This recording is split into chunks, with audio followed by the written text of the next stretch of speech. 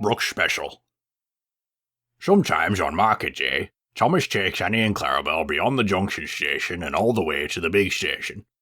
One market day, he saw Brooke shunting some trucks. "Morning," said Brooke casually.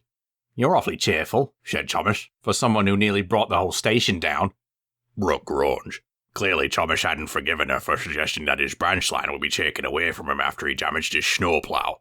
They didn't speak again as Thomas ran around his train, collected his extra passengers, and puffed out of the big station. Brooke enviously watched him leave with Annie and Clarabelle. Later that day, she was shunting some trucks for Edward to take away. Edward thought she looked rather glum as he watched her arranging his train. "Anything the matter?" he asked. Brooke paused. "I do like working on a public railway more than a military railway. But at least I got some good long runs on that line. Here I'm stuck in this yard, back and forth, back and forth. I do miss a nice long run." "Oh, never mind," Edward smiled. "Perhaps you'll get one eventually." Brooke said goodbye to Edward and went about her work, in and out of the sidings in the big station all day. Soon the sun was setting, and Thomas arrived with Annie and Clarabelle for his last train of the day.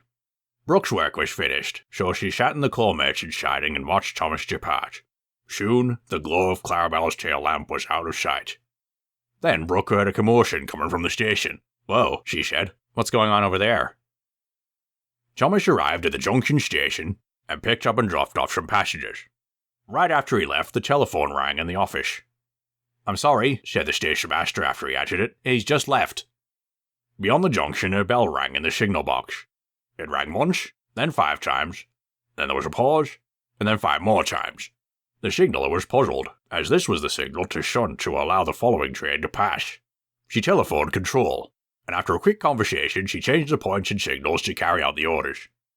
Thomas came out the tunnel to find the signal was diverting him into a siding. The train crossed the road and crawled to a stop off of the branch line. "Why are we waiting?" grumbled Annie. "Our passengers are being delayed," complained Clarabelle. "Sorry," said Charlie, "but there's nothing for it." Soon, Clarabelle saw express headlamps glowing from the tunnel.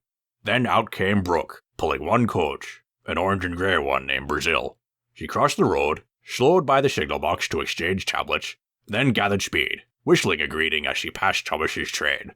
"Well, bust my boiler," spluttered Thomas as Brooke and Brazil disappeared into the night. Thomas was fuming as he pulled into the top station at last. "Shunted! On my own branch line! What a disgrace!" "Sorry," said Brooke, who was resting at the station siding. "I was a special." "Why?" "An important-looking passenger came to the big station after you left. He said he absolutely had to get home. He ordered a special, and Sir Topham Hatt sent me to take it. We had a nice run.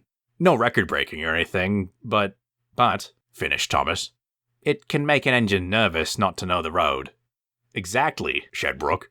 "You're such an expert." Flattered, Thomas forgot to be cross. Brooke spent the night with Thomas in his shed, and he spent the rest of the evening telling her all about his branch line.